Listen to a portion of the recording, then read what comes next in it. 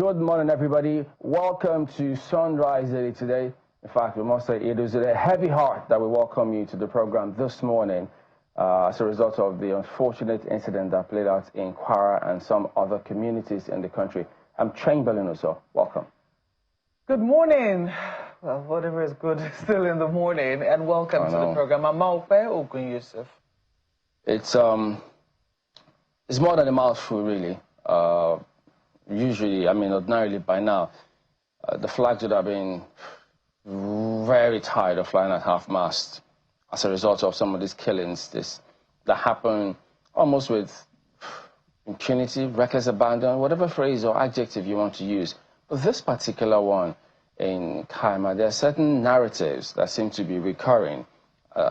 If you just look at what transpired, well, yes, the governor has spoken, the emir has also spoken, but there are several questions, very many of them, about this. So it's almost sounding like a broken record. This response time. And by the way, as of today, we understand that there are well over 75 people that were actually killed in that locality, Kayama, in Kwara State. And it takes some time. And this response time, the security gaps, intelligence gaps, several areas, because they had reported to the security agencies, and of course, probably as they were passing on that information among security, certain persons had gone ahead and informed the terrorists that the community had informed security of what happened the last time, and so they came in some sort of revenge, even though they say, well, they were trying to indoctrinate members of the community, and so because they refused, they were slaughtered. But there are several questions that you just don't know how to turn on this matter. Yes, the president has deployed Operation Savannah to see what they can do, but there are larger questions beyond all of this. And it does appear as though these other chaps do know that we have a challenge with governed or ungoverned spaces. The response, the coordination with security agencies, I don't know how they're addressing it. They will always tell you we're doing what we can, but it appears as though we don't seem to be taking some of the major, very critical decisions. Do we have enough manpower to cover certain areas in this country? How is it that when this kind of things happen, it takes hours? In fact, I'm not sure anyone will be surprised now, because when the community said they called out to security agencies, it took them hours, not one, not two, not five. I know. Some say between 8 to 10 hours before security responded. I don't know what to think anymore. These are the kind of mornings you just want to keep quiet, and let us all just ponder in silence the severity, the enormity of what it is that we're facing as a people.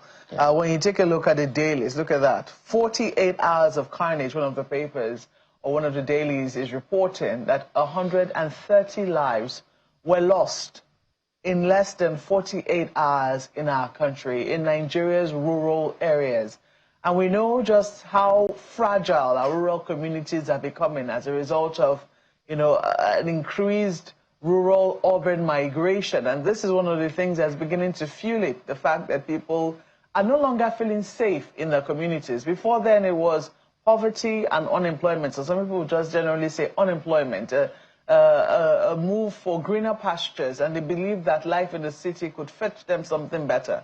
But now they're moving for dear life, because it does appear that there is no presence of government. Local governments are all but gone, and even if they were there, there have been attempts to try and revive them. We do know that they're not allowed to own their own security. You have a very scanty and a very fragile vigilante system, which is now trying to come up in communities that have suffered attacks before now.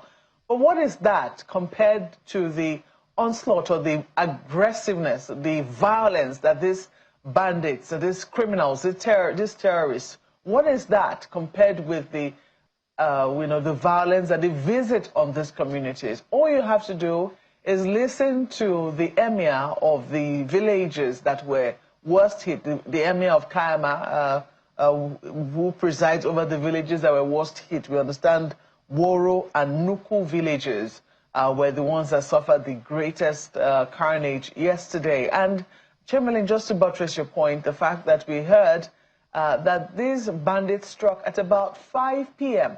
I don't know why I'm still using the word bandit. That's Terrorists, yeah.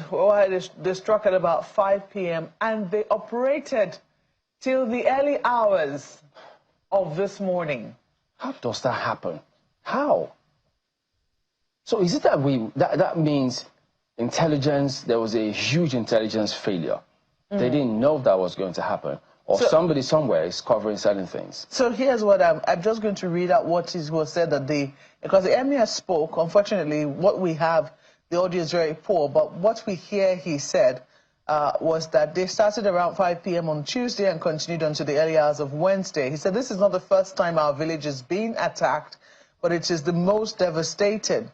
He said that soldiers were once permanently stationed in the community, but later withdrew after repeated gun battles with bandits at the checkpoint. So since then, they've been expecting something like this.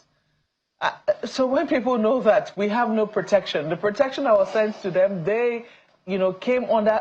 Usually when soldiers and security agents are sent there, it is usually in the hope that they act as some form of deterrence. And when people know that these people are there, you do not want to go and confront them. But clearly those ones, the terrorists, given the amount of maybe firepower they had, they felt very comfortable confronting the soldiers over and over again. And I don't know, maybe the soldiers were not enough, and maybe to protect or to, some people said, when you look at the war strategy, maybe at some point they'll be asked to retreat, so to speak. So they retreated, and the people were left without any cover.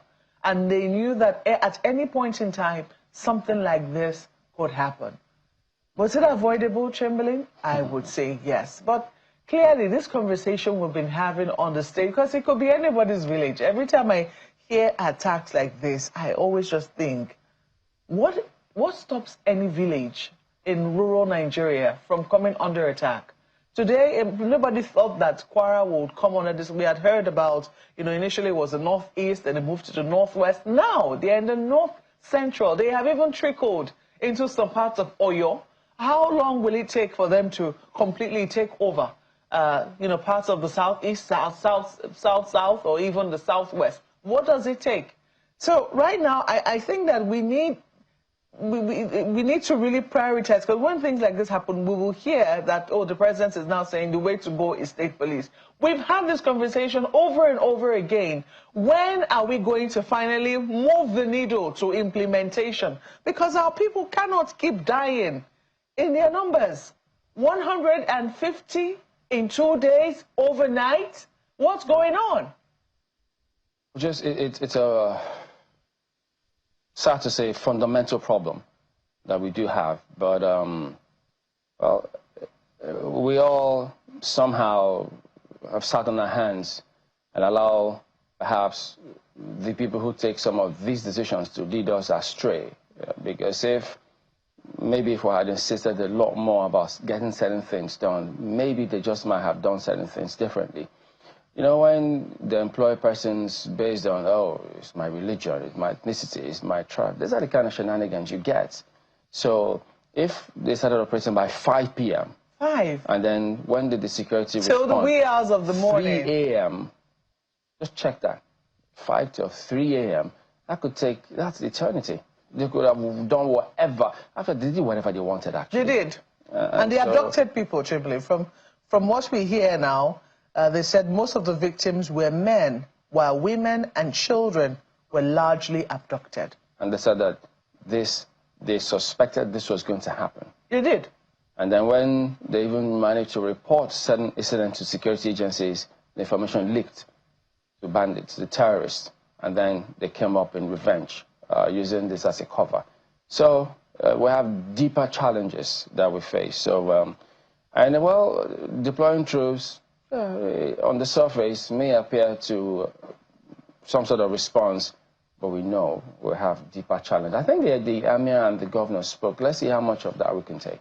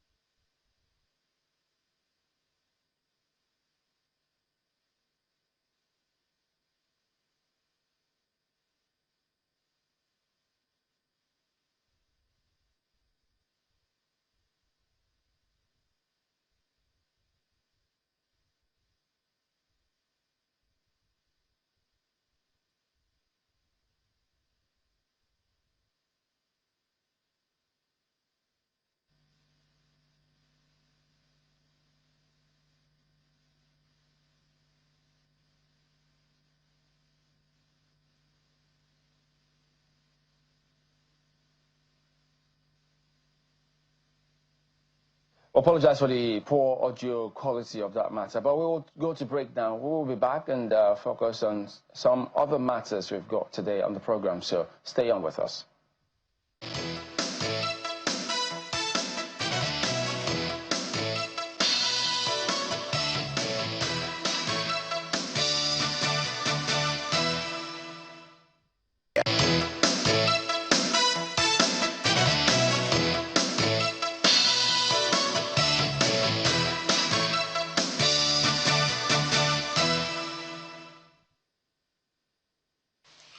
Distinguished colleagues, a bill for an act to repeal the Electoral Act number 13 of 2022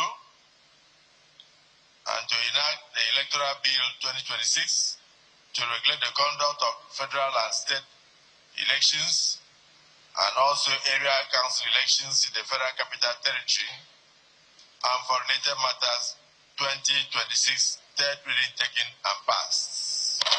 The conference committee, because definitely I'm sure some of the provisions that we have elicited today will be different from what our colleagues passed and adjourned last week in the House of Representatives. This Senate, under my watch, has not rejected electronic transmission of results. It's in my interest as a participant in the next election for such to be done.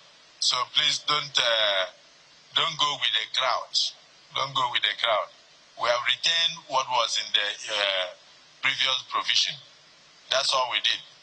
So if we rejected what was proposed by way of amendment and said let's retain what was in the previous provision, the previous provision had made provision for electronic transmission. So it is still there as part of our laws. And I think we should be moving forward, not moving backwards. There is no way we can, in this era of electronics, will now be going backwards. Welcome back. So, after all is said and done, the Senate has passed the Electoral Act Amendment Bill 2026, but lawmakers rejected a key provision that would have made real-time electronic transmission of results mandatory, opting instead to leave the process to INEC's discretion. While supporters call it flexibility, critics see it as a dangerous loophole that threatens transparency and public trust in elections. Well, joining us to weigh in on this matter, Peter Ameh, General Secretary of the Coalition of United Political Parties. Good morning. Thank you for coming on today. Good morning for having me. Well, there's some, well, I was not surprised anyway, in the first instance, but I imagine that you and a lot of the other people may not have been, because we seem to have been on this path before. When all this dilly-dallying was going on with the Senate, when the Senate committee chair on INEC and these reforms was not available, some thought this might just be a pointer to what to expect. So with this now, what's your reaction to it?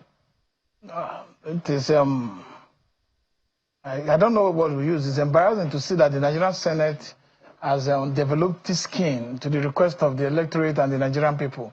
And they're acting in an authoritarian manner to decide that they were going to stand with the provision of the Electoral Act 2022. And in that process, they have made this Amendment Act an ritual that has been stripped of any meaningful force, any meaningful reasoning, because the betrayal of trust between with the action of the Senate yesterday really will go a long way in undermining the democratic progress that we have made over the years. They are not afraid of technology. They are just afraid of transparency. That's what they are doing. They are afraid of. The time that when the report of the Electoral Act was presented by the chairman of the committee, Senator Laolu, you discover that he didn't even attend. He was not there. It was a deliberate tactics to be able to, ambush Nigerians with this their own provision, because the provision that was, brought in Section 60, subsection 5, to, now cover for mandatory transmission of the result that have now been, rejected, and they are clinging to the provision of the 2022 Electoral Act that says that the transmission will be at the discretion of the Electoral Commission.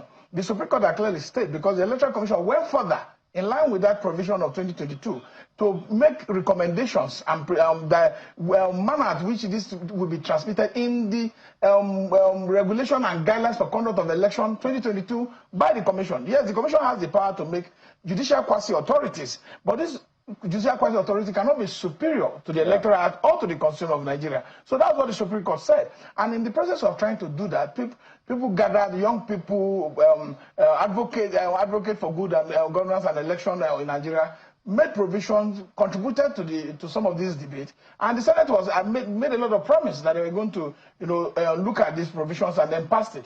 But what the Senate did yesterday is to spit on the face of all Nigerians and tell them, look, we believe we need to keep the place open so that we will go back to the vulnerabilities that have undermined the Code of Elections in Nigeria, where INEC can be coerced, INEC can be forced, or under discretionary measures, INEC can decide to do something that will not represent the interest of the electorate at the polls. Because it is clear that we have an RF portal that have actually likely shown some level of transparency, because if you look at investigation from the past, in the haste they upload to the IRF, and when people conduct investigation from the IRF portal and then juxtapose it with from the CAT that have been presented to them at the polling, they discover the election has been rigged. So because of that now, they are putting safeguard to protect the elitist interest in governance, not to make sure that the Nigerian people go to the polls and through the process elect candidates that will represent their interest or that favors the interest of the masses. In other words, I mean, from how you feel, it does come across as though you're aligned with several critics who think, look, whatever the Senate things they've done, they just wasted people's time. You should have just stuck with the Electoral Act 2022.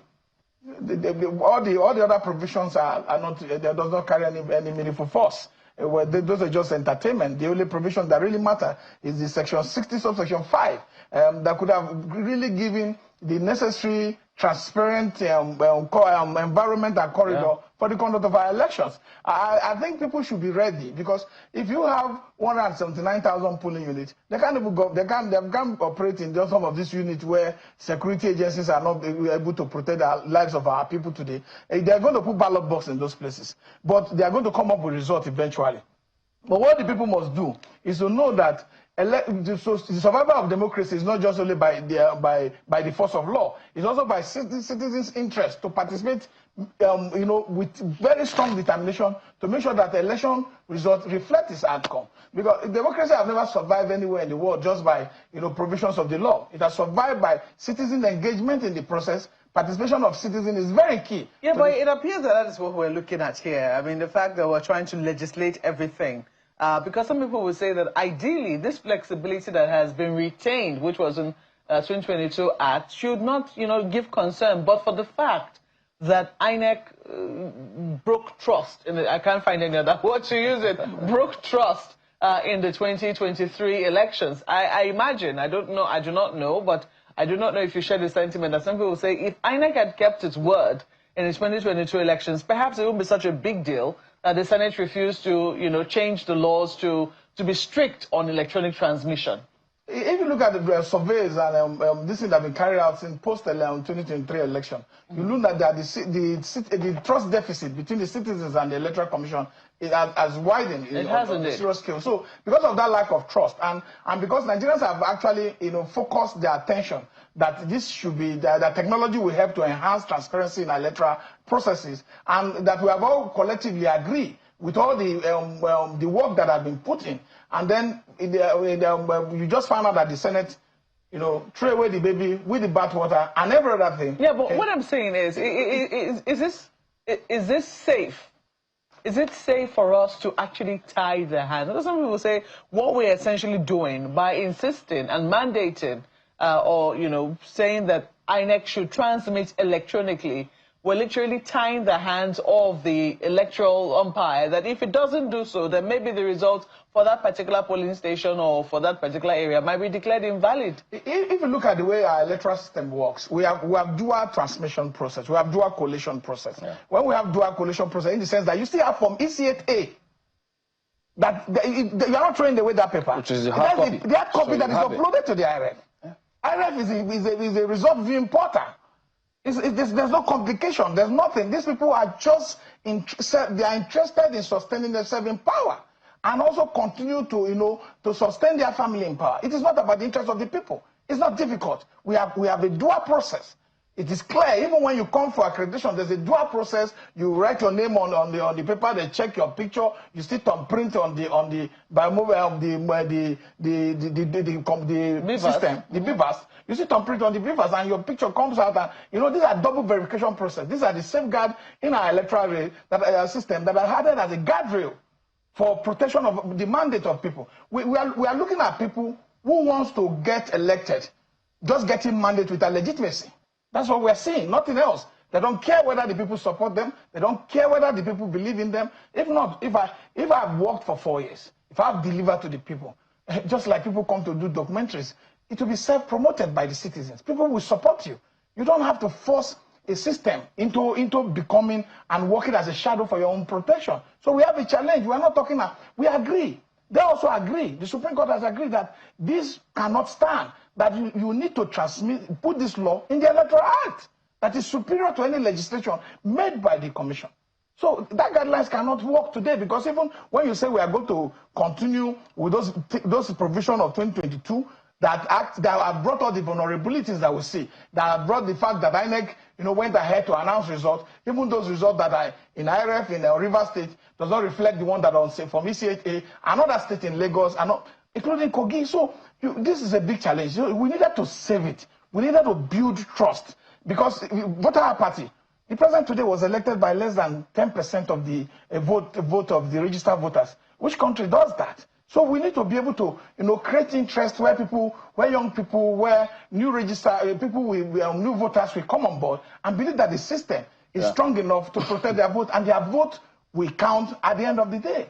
Also, clearly, what they are trying to protect is, in all that value chain, election value chain, one of the critical parts is the collation, where overnight, you say what journalists do, we wait there overnight, and then before you know what's happening, tell you, well, come back the next morning. So they disappear in the middle of the night, and then come back the next morning, you see things have changed. So that is the main part where they don't want anything happening, because if they make that part as smooth, as transparent, many of them will not be returning. That's the truth. The truth is that they want to retain the criminal collation center. Let me tell you, if not because the people and those who were elected in Abia State stood up and decided to defend their mandate, the result was being changed. Just like it was changed in Abia in 2019. She stood her ground. She stood her ground. The only way people who have been given responsibility to conduct election transparently can stand their ground if they see the people standing with them. If the people were not standing, if the winner of that election, the Governor Laolu and his people were not vigilant enough, let me tell you, the woman would have caved. That's the problem of our elections. A lot of people want to stand. Look at Kano in 2015. What happened between the Resident Electoral Commissioner and the administrative sec? So the challenge is that the people must engage. No, many of them don't want to stand. And the collation center is where they are protecting. That's where the fraud happens. Because when you come to the collation center, they will bring soldiers, they will bring police, and tell you to go out. I've witnessed it. And then tell you to go out. No politicians they allow. But they have their own men inside that is rewriting the results. That is the problem. With this, we will now do away with the collation center, with what is happening in South Africa. And people will ask you, oh, where is it done? It's done in a lot of places. Technology is virtually helping to define electoral system in every world, in every part of the country. I still have a problem, and that's because I know, like, I've seen my country.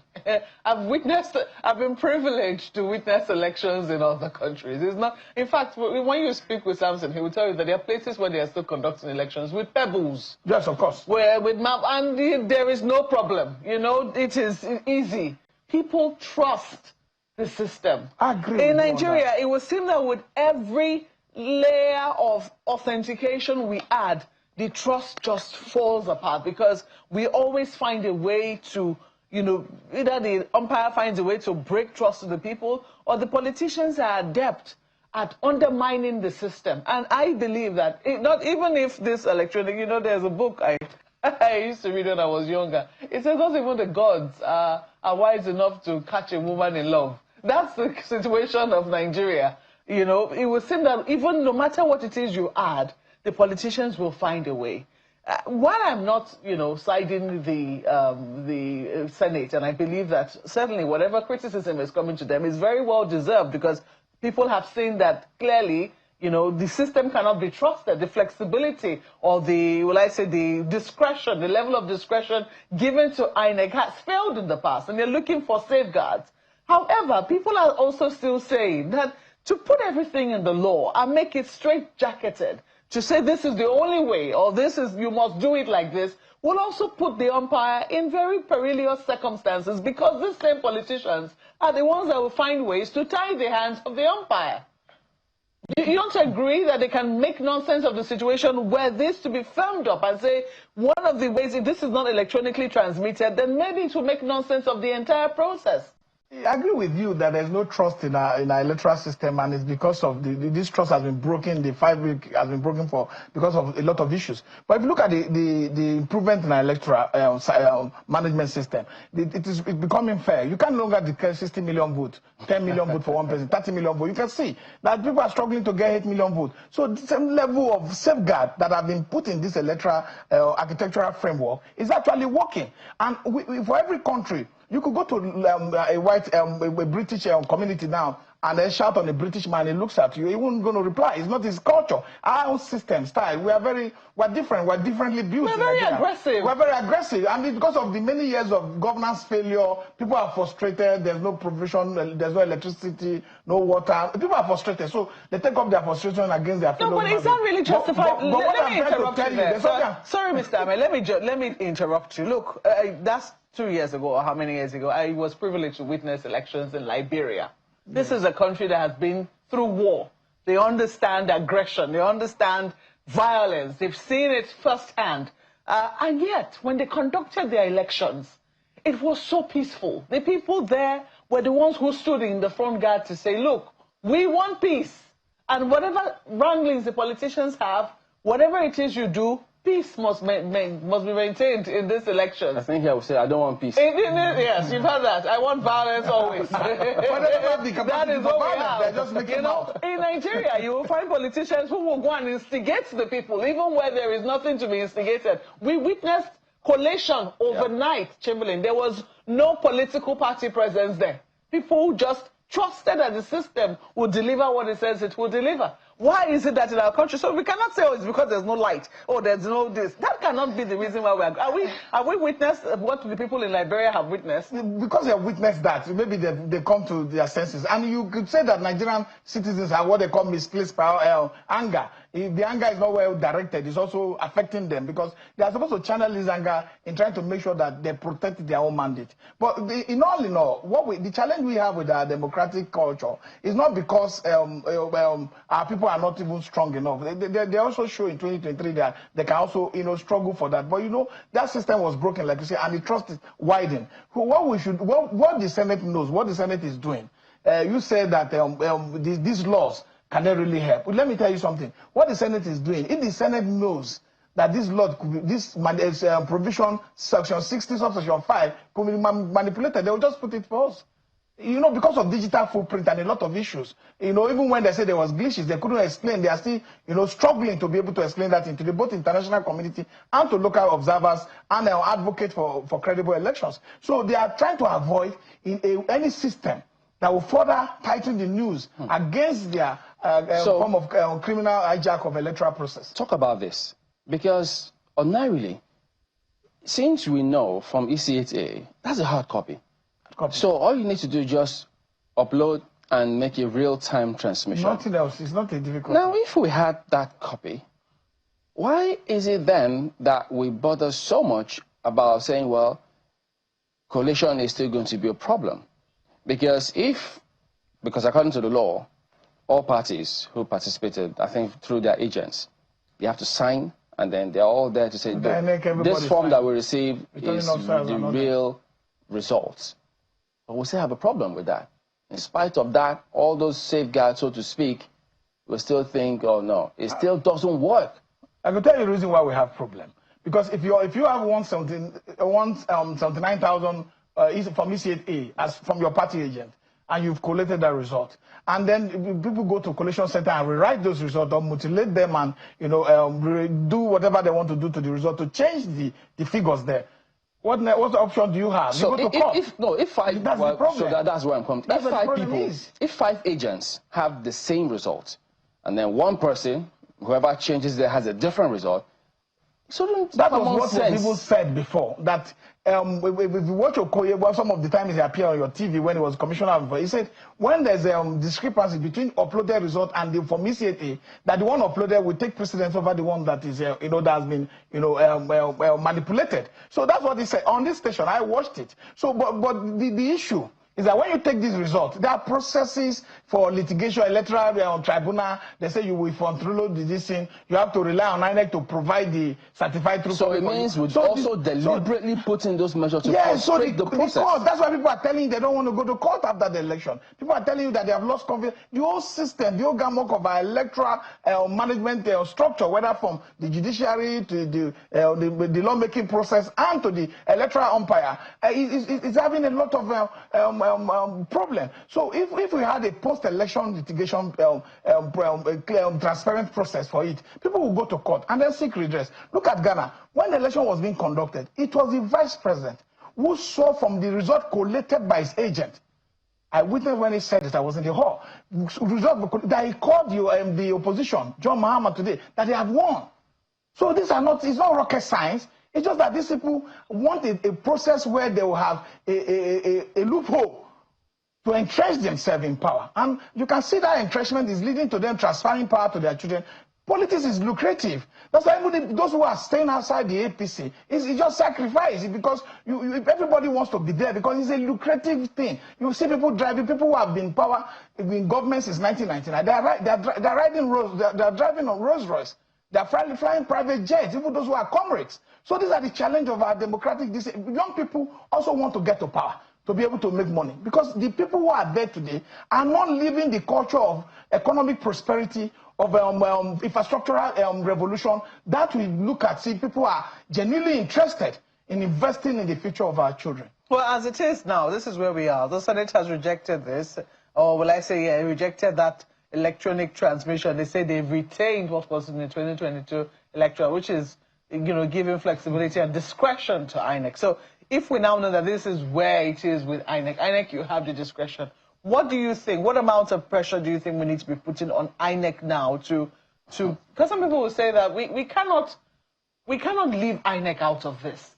We cannot just excuse them. Yes, they misbehaved in 2023. That was gross misconduct, by the definition of many Nigerians. But clearly, 2027 has got to be different. What do you think we can do to hold the feet of INEC to the fire that what happened in 2023 would not be acceptable? The opposition must be more active. No, not just the opposition, the Nigerian. No, we have to cascade this. Step by step, okay. Yes, right. The opposition must also be very active. They must go beyond this rhetoric of press releases, because those who were organizing press protests and all that, putting pressure on government, are in power today, and they're not going to come from power to try to help you to organize pressure, against their own government. So that's why they are so relaxed. They could travel out, spend 23 days, and come back, and as you do, you talk about it on TV. And it's gone. When you talk about protest, in social study, they tell you how some part of the instrument you could use to be able to make government pressure group and all the rest of it. It's not a crime. As long as it's peaceful. So I don't know why people want to run away from that. And two, the citizens themselves must understand that what is on the line is the lack of progress that Nigeria is not making, and if we are making progress at all, we are making that progress in error. So that error affects their own life and also transfer to their own children, because we live in this whole ecosystem, Nigeria. If you don't have any development because there's bad governance and because the electoral system does not allow good people to come in, then we are going to be having the continuous decay that we see both in infrastructure and economic life of our people. Maybe this fits into that error you speak about, because in 2023 elections, we spent 313.4 billion naira to conduct that election, and they will spend more for these coming elections. So we keep spending more, but we're getting worse, not the results that we require. And, in the real sense of the word, I don't even think INEC has any sort of discretion. Because what can they do? They can't do what the law didn't provide for them to do, which is what Nigerians want. But what should the message now be for probably opposition? Should they change their messaging to the people, say, look, once you vote, you have to find a way to ensure that the collation center is not manipulated? Every political party that is contesting the election, if you don't have capacity to provide agents in 179,000 areas, that's a lot. Don't participate. What?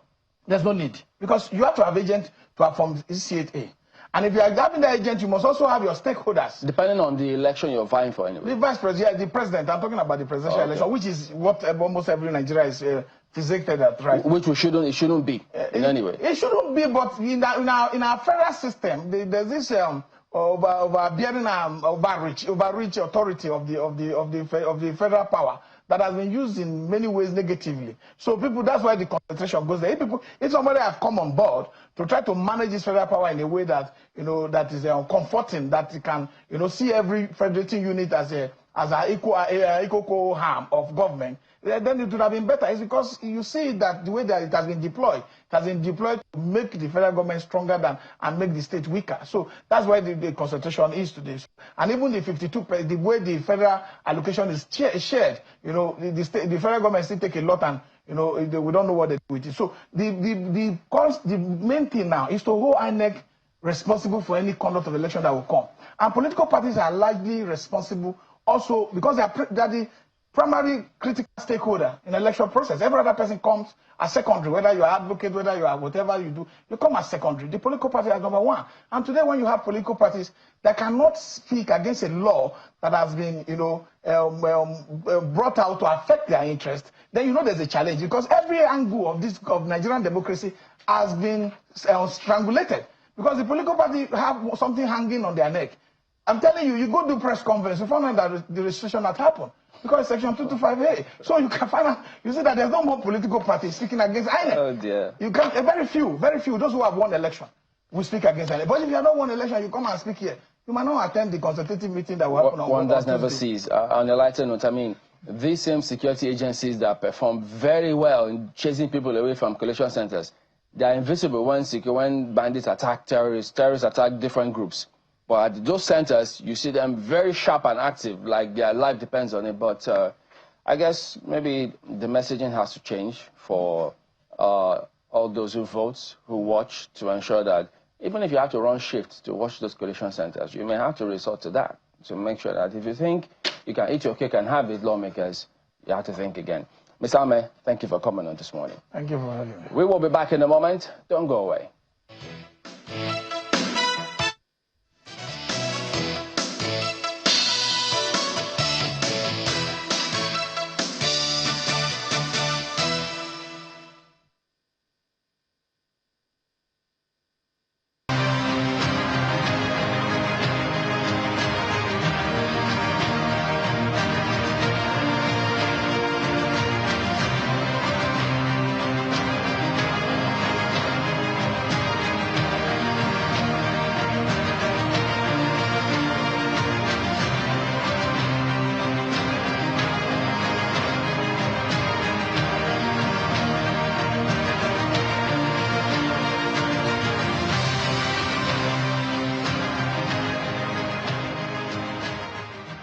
All right, welcome back to Sunrise Daily. Yes, you've seen the Laolu Akande joins us this morning. Good morning. Thank you for coming in today. Good morning. Good to see you guys. So this killing in Kwara State, really concerning, and several things. One wonders, does the president actually have a true picture of the challenge you have?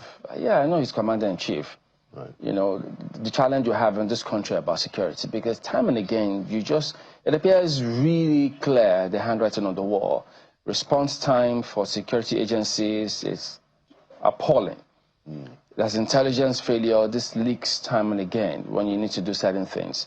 Capacity in terms of the amount of people or security agencies that need to protect a particular area. Right. Coordination between security agencies, whether it's police, even amongst the armed forces themselves, also a challenge. When you see the army on foot soldiers, you don't see the Air Force. So all of these things appear visible, as they say, to the blind. But does the CNC have this picture? Well, I don't have any doubt that he understands the gravity of the problem. When you sit on that chair in the presidency, you know what even nobody else knows. You know, different agencies give you reports, you know, and you are the only one that is receiving those reports from different agencies. So this particular agency might know something, the other agency doesn't know it, but you as president, you know what both of them are saying. So I have no doubt about it that, you know, the people who sit on the chair as the president, they know all they need to know, especially regarding issues of security. There is no doubt about that. I think the problem that we have, that we've had and that we continue to have is that we have not had an urgent, you know, a very urgent, radical, drastic pursuit of resolution of this problem. Now, this president tried to say that, look, there is an emergency, but he fell short of doing a constitutional state of emergency. We give him the credit that he said that, look, I'm declaring, you know, a national emergency on security, but that is not a constitutional declaration of the state of emergency, you know. So we still have quite a lot of things to do in terms of taking this thing as a very urgent existential threat to the very idea of Nigeria. And the other problem is that, so even during the Buhari administration, you know, there was an idea of, look, we need to increase the number of troops. But you know that up to today, we have not had a significant improvement of that. This president has also said it when he declared that national emergency. What is the progress? What is the progress? How many troops more do we have? How many police people do we have? We still have a huge amount of ungoverned places. Not that those things will change suddenly. It wouldn't change suddenly. But you need to have some kind of public communication that inspires hope that we are edging towards some kind of progress. If we said that we wanted to have 20,000 more troops, between the time that it was said, which is a couple months from now, what has happened? What is the progress? So that while we are dealing with this problem, people can know that, somewhere down the road, we are inching towards some kind of resolution. The way it is, the whole thing looks so hopeless that these guys will just decide, those ungoverned places, let's just go there. And they are having a free for all situation, and it's very depressing. Part of the reason why I want to ask is because, look, you don't even have to be neck deep in intelligence or be a soldier, be a top cop. Just a little observer of international affairs and security, you can glean how several countries have approached these kind of matters. It's not rocket science. And that's why we say, look, do they actually have all this picture? But if you say they do, one wonders, why is it so difficult for them to do this? Because, I mean, we all know when 9/11 happened, Homeland Security came about. There was a deliberate step. But in this case, we keep talking about, deploy troops here, deploy troops there, the army. We keep doing that, but we're never seeing that. It shows that we're not even getting the kind of results we want. The police is still the same they've been ever since. Nothing seems to have changed. The part of the truth that we must tell ourselves as a people, and this is not trying to call out anybody, is that, you know, our attempt has been so far mediocre. You know, and it does not recognize the gravity of the problem. It's very mediocre. That is the result. And it's not just this administration. Call out anybody, but we need to call out people. Well, we need to call out the people who say that they are in charge of our security, who have taken oaths to protect the security of lives and property of the Nigerian people. Because when you think about it, what is the guarantee? Any one of us could have been from Moro and maybe gone to visit the community. We're going to visit, have relatives. You know, have relatives there. There is nothing that says that it cannot be another community, that this will not happen tomorrow or it will not happen next week. If we're looking at over a space of, is it 2 hours or, beg your pardon, 2 days, you know, over close to 200 people have lost their lives just like that. Yeah. Who takes responsibility for that? Who says, this was my responsibility? I'm sorry, I failed in this regard. So the buck stops at the president's desk. And, you know, even though we must recognize that the president can be all over the place, his responsibility is to hold people accountable. And he has not done that. President Buhari did not do that. President Tinubu is not. You need to hold people responsible in a public way. That is how you send a signal to everybody that this game is changing. But nobody is held responsible. Look at how many people have died. I mean, I was reading Daily Trust this morning. In 3 states, is it over 100 or 300 people? Yeah, 130 lives. 130 lives in 3 states about a time of 48 hours. Who are we holding responsible? Who is the president calling out? Who is the president firing? Who is the president suspending? We will not hear anything. So it will repeat itself. So while we understand that president cannot do everything, but is the one that has the authority to say that you were the one responsible for this thing that happened. This is the consequence that you must suffer. Until we start to do that, we are still going to be managing this mediocre approach. Everybody thinks that, look, which one is my own? And that starts with the president. But like I said, nobody expects the president to be jumping all over the place. But he must do the tough job of saying that I cannot accept this anymore. Somebody must go down. We need blood on the ground, like they will say. I'm looking at the vulnerabilities of the people, and I think over and over again we've made the case on this program that state police clearly is inevitable. Because when you look at the response time, these people, they said they started about 5 p.m. They were there till the early hours of this morning, wrecking carnage, in these communities. And those people were there helpless, killing whoever they could kill, burning houses, stealing people that they could steal, and nothing. Nobody came to their rescue until the wee hours of this morning. When you think about it, one has to say, look, okay, it's one thing, you cannot stop people from attacking. An armed robber will always try to steal. A kidnapper will always attempt to. But it must be our responsibility to find how it is that we can either stop them, we can either mitigate those kinds of, we respond in good time. Maybe they've been there only 10 minutes and we've been able to repel them. But 10 hours. Yeah. It also shows that the intelligence is still failing, because some of these things, even if you can't respond, which you ought to, by the way, I'm not saying that it's not important, but at times it is even the best thing is to know that these things are happening. Or they're gathering. Exactly, and you try and strike. Especially now that we know that something is happening in Kwara State for a couple months now. We know that something is happening in Kwara State, but these guys just move from one place to the other. It's like they are watching us. They are watching the people. They know the weaknesses of the security, and they are striking where the security is poor. And so these are the things that should worry our security chiefs. And we have some pretty good, intelligent people around. But if there are no consequences, if I don't think I'm going to suffer any consequence, I'm going to sit down pretty. I'm going to sit down pretty. And then wait out my time, and then I go, I enjoy my retirement. I get out of the place. Somebody else comes. He doesn't think that anybody is going to hold him responsible. He's going to sit down pretty. And then that is the job of the president. The president must begin to hold people accountable and publicly so that he sends a signal that I'm not tolerating this nonsense anymore. And it's very important, to say that, yes, Mr. President can be everywhere, but this is his job to make sure that the people who are in these places are held accountable. That is one of the missing pieces. It makes it look like adding salt to injury when, the other day we had images of a herder seen brazenly bearing arms, just walking freely. Nobody seemed to be enforcing any gun laws whatsoever.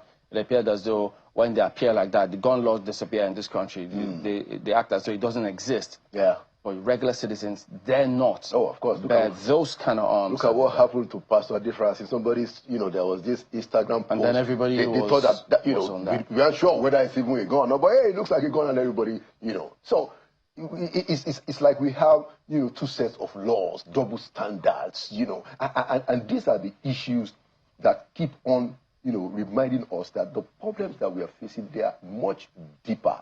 Yes, lives are being lost, and that is very painful, but it speaks to a deeper wrath in who we have become. And that's where we need our leaders. And now we have to talk about people outside of the political leadership. They have to speak up. Our religious leaders, they have to speak up. They must take this, as a major advocacy. People, leaders of thought, traditional rulers, They need to be very frank about this problem. They need to be able to pinpoint what happened in a particular location, how it didn't work, and call out the people and call out the government. If we don't get to that point, even the people in the political leadership, they also think that they're not going to suffer any consequence. They think they're safe. Yeah, you know, so it's the same thing. Mr. President is allowing the people in charge to not to suffer consequences. You know, the elite and the people of Nigeria are also allowing the president not to suffer political consequences. You know, so this is the reign of impunity. So our leaders, non-political leaders, have to also wake up and smell the coffee. Please don't wait until this thing comes close to your door. Speak up now so that our political leaders can also sit up. Everybody needs to sit up. This is as we hear that U.S. boots on the ground in Nigeria. It's very ironic that the day or two after we hear that they've landed is when this sort of carnage is happening. What effect do you think that's going to have? Well, you know, bothered? Yeah, it's going to take a while for them to settle here. I think it's a good thing that they are returning. You know, I remember they used to come during Obasanjo presidency. There was this kind of arrangement. We don't know the number. They said it's a small team. But I am for all the help the Americans can give us, you know, and hopefully there's going to be some kind of synergy working together with our whole armed forces and security agencies. I think they can be very, very helpful, you know, in the near term. You know, I'm very positive. Even though they say it's for intelligence purposes, not to engage, they're not combatants. I say, well, we really don't need them on the ground to be doing the, but we need them to strengthen intelligence and in some of the areas of the equipment. And I imagine that some of those people that are coming are going to be the ones that we also manage some of the equipment they have given us. You know, I think the support of the Americans can be a game changer. You know, and I'm very hopeful about that. And it's one good thing that we must credit the president for ensuring that the Americans are offering us help and that we find a mutual way to work together on this issue. Well, I think the agencies should also know that if they allow things keep going this way and communities across the country perhaps almost at the same time decide to bear certain amounts of arms, security cannot contain them. Yeah. Because if the people... they've been pushed to the wall, so I don't know what next comes after that. That's the danger that we speak of about our... Why shouldn't I bear arms to protect myself? It's an existential given threat. What's going on. Yeah. Why shouldn't I? You know, because... if I see people doing it, why shouldn't I do it? Look, I mean, somebody as eminent as General Chiwa Danjuma has insinuated this over and over again to say that, look, go and arm yourself. There is internal collusion in the military. The man has said it over and over again. So that is what we mean when we say it is a threat to our existence as a nation. And they say, you know how that proverb in local parlance, you cannot be inside water and soap enter your eye. Absolutely. So you have to find a way. Always a pleasure to have you on. Laolu, thank you for coming on. Thank you so much. Well, that wraps it up today. Commiserations to the families of those who've lost their loved ones. So we do, I hate to say hope, but it is what it is. Thank you all for watching. We'll see you next time. I'm Chamberlain, so goodbye. Well, thank you. Business Morning is on top of the hour. I'm Malwe Ogun Yusuf. Goodbye.